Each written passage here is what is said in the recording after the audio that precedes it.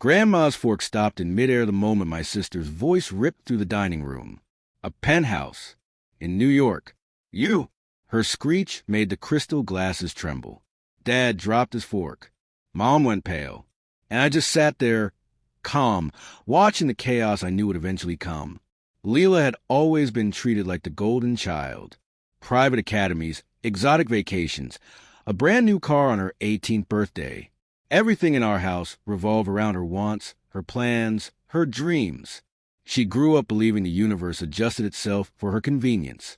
When we were kids, she'd smirk and say, "You're the quiet one. I'm the one who matters."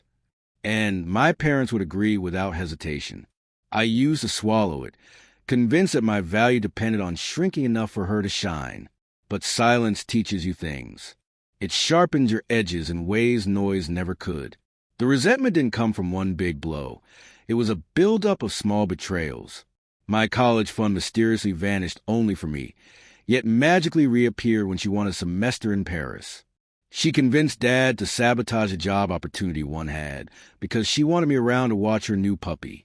And the way she'd smile while telling me, "Dream small. Leave the big things for someone like me."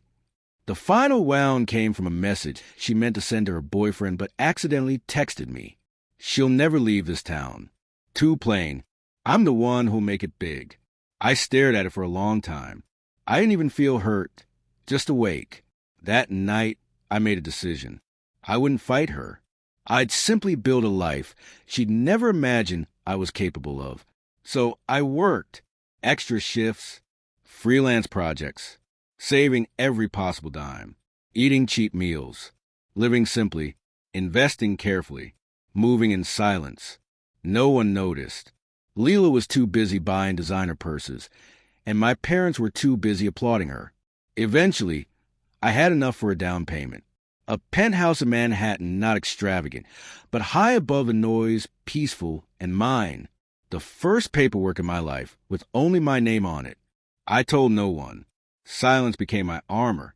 Grandma's 80th birthday ended up being the stage for everything to unravel. We sat there pretending to be a functional family, while Leela bragged about an upcoming cruise. Dad asked her about her bonus. Mom went on about one of her charity events. I was invisible as always. Then Grandma leaned toward me and asked loudly, "So, sweetheart, how's New York? Settling into the new place, all right?" My heart stopped. I hadn't told her. Then I remembered. I'd written my new address on the envelope of her birthday card. Leela froze. "What new place?" she barked. Grandma smiled serenely. "Her penthouse. Beautiful view." And that was the moment the storm exploded. You? You bought a penthouse." Leela practically hissed. "How?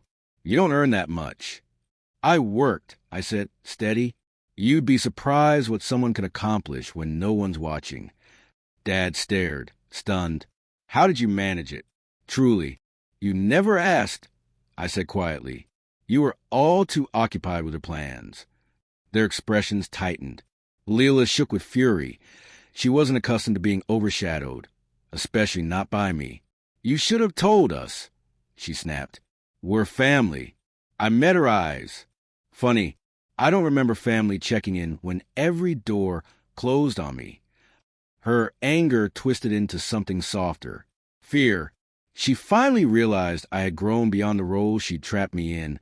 Then my aunt, always a silent observer, set down her wine and said softly, "Leela, what scares you isn't that she bought a penthouse.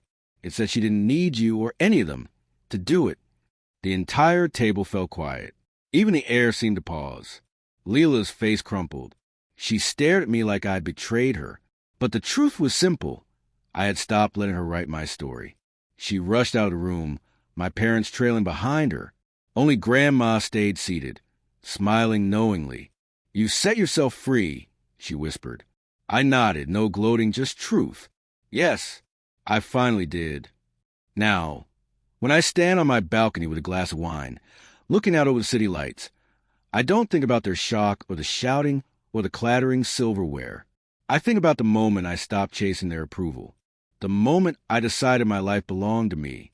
Leela always insisted she was the star. Maybe she was, but stars burn out.